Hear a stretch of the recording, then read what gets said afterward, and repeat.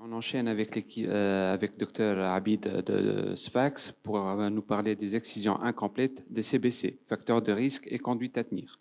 Chers maîtres et chers confrères, permettez-moi d'enchaîner avec cet exposé intitulé Exérèse incomplète des carcinomes basocellulaires, facteurs de risque et conduite à tenir. Donc, comme vous le savez, le carcinome basocellulaire, c'est le cancer cutané le plus fréquent. L'incidence est tellement en croissance au point où on parle de problèmes de santé publique dans les pays à haute prévalence. L'exérèse chirurgicale garde une place importante dans l'arsenal thérapeutique qui ne cesse de s'enrichir. En fait, c'est la seule option qui permet un contrôle histologique de l'efficacité de l'intervention thérapeutique. Donc, la conduite à tenir en cas d'exérèse incomplète, soit la reprise chirurgicale ou bien la surveillance, reste débattue. Donc, on a mené une étude rétrospective sur 7 ans, entre 2015 et 2022. On a examiné les comptes rendus anatomopathologiques des pièces d'exérèse des carcinomes basocellulaires. Une exérèse était considérée incomplète si au moins une des limites est tumorale.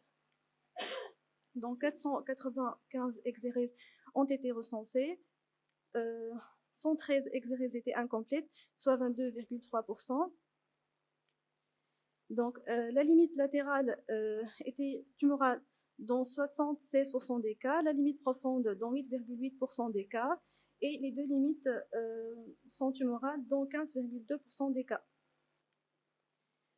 Pour la taille tumorale, en effet, la taille tumorale moyenne des CBC incomplètement réséqués était de 1,83 cm et la taille supérieure à 20 mm du CBC était non liée à un risque accru d'exérèse incomplète. On a réalisé une biopsie préalable dans 15 cas parmi 113 d'exérèse incomplète et il n'y avait pas de corrélation avec un risque amoindri d'exérèse incomplète. Pour les types histologiques qui sont considérés comme facteurs de risque d'exérèse incomplète, c'était respectivement le type sclérodermiforme, infiltrant et métatypique. Donc, les types superficiels et nodulaires n'étaient pas associés à un risque d'exérèse incomplète. Pour les localisations à risque, c'était la localisation sous-narinaire, le sillon nasogénien, la zone jugale, la zone périauriculaire, la zone périorbitaire et le nez. Pour la conduite à tenir. Donc, la reprise chirurgicale était proposée dans 57 cas, soit 50,44% des cas, mais elle a été effectuée dans 49 cas et refusée dans 8 cas. Et on a opté pour la surveillance dans 56 cas. Parmi les cas repris chirurgicalement, 57% présentaient un résidu tumoral.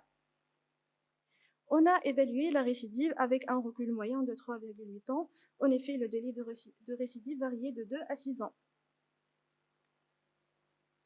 Donc, on a noté la récidive dans 9,7%.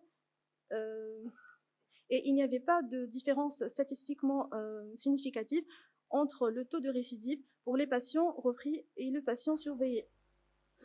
Et c'était un taux de 10,9% pour les patients repris et de 10,7% en cas de surveillance.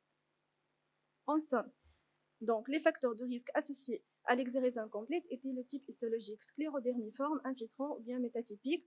Les zones périorificielles sont plus associées à un risque d'exérèse incomplète. En fait, ces zones posent des difficultés de reconstruction et le pronostic fonctionnel et esthétique est important. Donc, la biopsie préalable et la taille tumorale ne sont pas des facteurs de risque d'exérèse incomplète. Et le résidu tumoral n'est pas trouvé dans 43% des cas de reprise chirurgicale. Enfin, le taux de récidive locale après exérèse incomplète était faible et indépendant de la reprise chirurgicale. Que faire alors pour diminuer le taux d'exérèse incomplète? Revenons à une donnée importante de notre série. En effet, la limite latérale était incomplètement réséquée dans 76% des cas. Donc, la dermoscopie serait une solution pour amoindrir l'exérèse incomplète. Dans ce papier de la littérature où on étudie l'effet de la dermoscopie dans la détermination des limites chirurgicales des marges d'exérèse de carcinome basocellulaire, on a étudié 107 cas de carcinome basocellulaire Et les auteurs ont relevé les différents signes dermoscopiques trouvés, étant les nids ovoïdes, les vaisseaux arborescents, structures en feuilles d'érable et vaisseaux télangiectasiques. Et ils ont fait des exérèses avec des marges différentes déterminées par rapport à la limite dermoscopique, 2 mm et 4 mm. Donc, la conclusion de l'article, c'était donc le carcinome basocellulaire peut être réséqué complètement dans 98,1% des cas si on prend une marge d'excision de 4 mm à l'aide de la dermoscopie. Et qu'en est-il pour la chirurgie de Mohs?